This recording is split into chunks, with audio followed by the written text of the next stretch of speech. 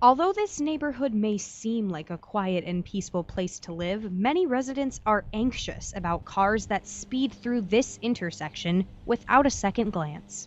They just fly through both sections, so we're always waiting for an accident to happen. Road construction only adds to the danger, sending more traffic to their neighborhood. As the mother of four, Stellingworth worries about her kids' safety, but this mom is comforted by the presence of a temporary four-way stop. I'm always afraid that if they do get out in the street, they're going to get hit quicker. This way they at least have to come to a stop at the corner, and it's easier for me to get out there quicker to get them.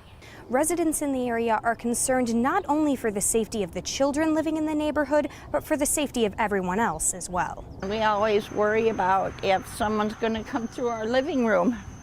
You know, you never know. Denning has noticed the four-way stop is making drivers go slower, and she hopes the signs are eventually made permanent. Kathleen, Serie, KELOLAND News.